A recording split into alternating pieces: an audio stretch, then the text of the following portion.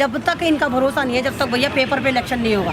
जिस दिन भारत में पेपर से इलेक्शन होना शुरू हो गया, आप यकीन करो भाजपा के पास एक सीट नहीं आएगी, ना एमएलए की आएगी ना एमपी की आएगी, और इनके नेता को दौड़ा दौड़ा कर पब्लिक ही मार रही होगी। कब तक चलाएंगे? 6 साल हो गए, हिंदू भी पक गए, मुसलमान भी पक गए, कब तक चलाएंगे आप एक ही मुद्दे पे लगातार एक ही एपिसोड? आप 6 साल तक नहीं दिखा सकते। हिंदू मुस्लिम, गायें गोबर, मंदिर मस्जिद, इसके अलावा क्या दिखाया आपने? पूरे भारत को बर्बाद कर दिया। एक बिरयानी बैन करने चले थे, बिरयानी तो आज भी ऐसी खाई जा रही है, आपने आलू बैन कर दिया। तो मंदिर बनने से लोगों को खाना थोड़ी मिलेगा। आप जीडीपी देखिए 26 माइनस हो चुकी है, और ये तो वो माइनस है जो गवर्नमेंट सेक्टर में, जो गवर्नमेंट सेक्टर में नहीं है, अगर उनको भी डाला जाए तो मेरा ख्याल से तो 75 माइनस हो गई होगी हमारी, सारे बेरोजगार हो गए। तो ये तो तभी मंदिर मस्जिद का इशू लेकर आते हैं ना, जहाँ कहीं चुनाव होता है। अब जैसे आप ही देखिए, अभी इनको लग रहा सुशांत सिंह की पतंगे नहीं उड़ा पाए, वो टीआरपी चोर बंदर गोस्वामी नंगा हो गया। अब ये फ्रांस से मुद्दा उठा के लेकर आ रहे हैं कि भाई फ्रांस, भाई तुम्हारा क्या मतलब है फ्रांस का? तुम तो है ना बेगानी शादी में अब्दुल्ला दीवाना। मैं शुरू से कह रही हूँ व्हाट्सएप एजेंडा से पढ़े में जाहिर है बीजेपी पार्टी तो फ्रांस का इशू लेकर आ रहे हैं। तो स्मृति ईरानी की बात पर, गधे की लात पे यकीन कौन करता है? वही तो स्मृति ईरानी जो कह रही थी कि हमने लॉकडाउन में भारत की पब्लिक को यानी 360 करोड़ लोगों को खाना खिलाया था। ये जाहिर से पूछो भारत की पॉपुलेशन कितनी है? मात्र 137 करोड़। इसने तो लॉकडाउन में 350 करोड़ को खाना खिलाया था। तो इसकी बात का और गधे की लात का बिल्कुल भी यकीन मत करें। इन्होंने 6 लोगों को भी नौकरी नहीं दी होगी, 60 लाख को बेरोजगार जरूर करा होगा, लेकिन रोजगार नहीं दिया होगा।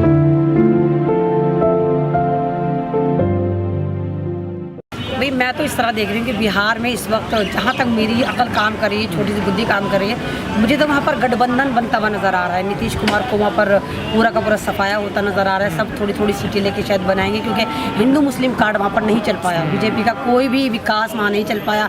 इनकी तकरीरें जिस तरह आपने देखा कि हमारे यूपी के जो प्रधानमंत्री समझते वो गए उल्टे पैर भागे, उनको कैसे जलील करा, अंडे जूते क्या क्या उन पर फेंका गया। अब मोदी जी ने रैली करी, मोदी जी की रैली में लोग, उनको दिमाग में इतना उनके अफीम भर देगा सुशांत सिंह वो सुशांत सिंह करते रहे। मालूम है वाजपेयी में लड़ाई हो गई कल, क्या आपस में लड़ बैठे। वो सुशांत सिंह को कह रहे थे, बीजेपी वाले कहते नहीं उठाओ। तो बिहार में तो इनका सुत्ता सूतता हुआ नजर आ रहा है कि बिहार में बीजेपी नहीं आएगा। हाँ तो जवाब बनता है, क्योंकि वो सारे नौजवान वही हैं जो लॉकडाउन में चल चल के मरे थे, जिनकी फैमिली वो कुछ नहीं भूले, जिनके चप्पल नहीं थे, पैर फटे थे, बच्चे मरे थे, वो नहीं भूले कि इस वाजपेयी सरकार ने हमें सिंगल 1 रुपए का पानी का पाउच नहीं दिया था।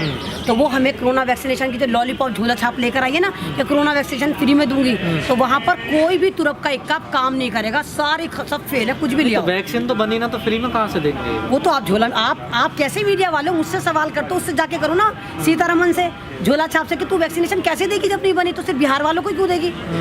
बिहार वालों को बावला समझ रखा है, शिकारपुर समझ रखा है। तेजस्वी लगते हो रहा है भारी पड़ गया, लेकिन ये तो ईवीएम की सरकार है, कभी कहाँ पे घोटाले करते हैं। क्योंकि जैसे इत्तला मिल रही है कि आरजेडी का बटन ही गायब कर रखा था और जबरदस्ती पकड़ पकड़ के कमल को लगवा रहे हैं मोर। सबसे नाराज है सब, अभी तो निकल कर आए हैं अपनी अम्मा की कोख से, अपनी गुफाओं से। पहले कहाँ थे 5 साल से? कहीं भी सब अब आ रहे हैं तो दौड़ा के मारे, किसी कपड़े फट रहे हैं। अभी आपने देखे वो हमारी जो है, क्योंकि सास भी कभी बहू थी, वो लालटेन का हिसाब मांगे। कितनी बेशरम औरत है, लालटेन का तू हिसाब मांग रही है। स्मृति ईरानी लालटेन का हिसाब मांग रही है कि जब तुमने कहा था तुम 10 लाख को जॉब दोगे तो तुमने 60,000 को दी थी। तो बेशरम बेगैरत, तुम्हारी सरकार ने तो 2 करोड़ को कहा था। उन्हें पूछा अपनी सरकार से, उन्होंने कहा ना 6 लाख को दिया हमने।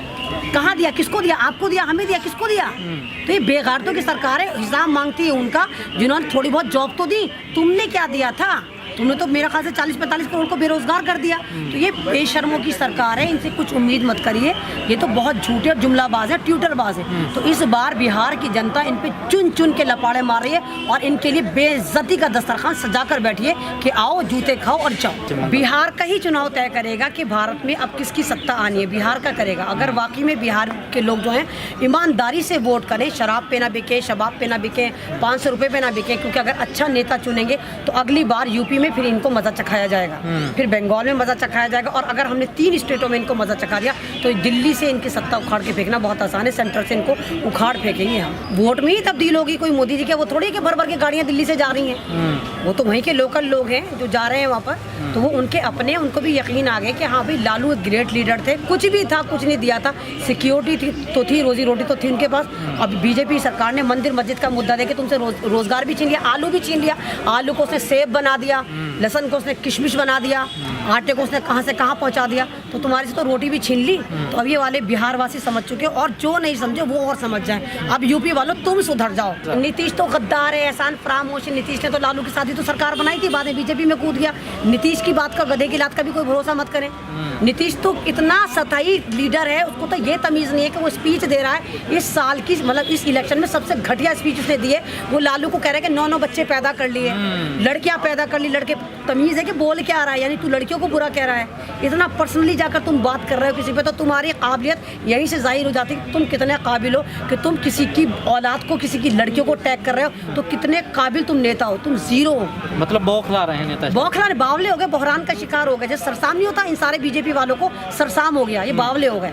5 साल ही तो बर्दाश्त करेंगे, 5 साल ही तो आप पावर में रहते हैं। सारी जिंदगी थोड़ी आपको खुदा बना के हम अपने सरों में बिठाएंगे। 5 साल तो 5 साल बाद आपको भी ऐसी लात मारेंगे जैसे नीतीश को मार रही है वहाँ की पब्लिक। वो है आरजेडी का, मैंने सुना बटन गायब था, जबरदस्ती पुलिस वाले पकड़ पकड़ के कमल दबा रहे थे। तो उसके लिए एक तहरीक अलग चलानी चाहिए कि हमें ईवीएम पे चुनाव नहीं करवाना, हमें बैलेट पेपर पे कराना है। और जिस दिन हमने बैलेट पेपर से करवा दिया तो ना तो बीजेपी का कोई काउंसलर बनेगा, ना कोई एमएलए आएगा, और एमपी तो बहुत दूर की बात है। तो सफाया हो आप जाएगा। मानते हैं कि बिहार में बीजेपी का सुपड़ा साफ है? बिल्कुल सुपड़ा साफ है। अगर ईमानदारी से वहाँ पर हुआ, ईवीएम में कोई घोटाला न हुआ, तो बिल्कुल सुपड़ा साफ है वहाँ। लेकिन सर्वे तो करा एनडीए की सरकार बनेगी। तो सर्वे आपने करा, मैंने करा। सर्वे करने वाले कौन है? तवाइफ मीडिया ही कर रहा होगा, इन्हीं के मुद्रे चल रहे होंगे। अंजना पंजना, झुमझुम बाबा, तिहाड़ी सिहाड़ी, नारी तारी, यही कर रहे होंगे ना।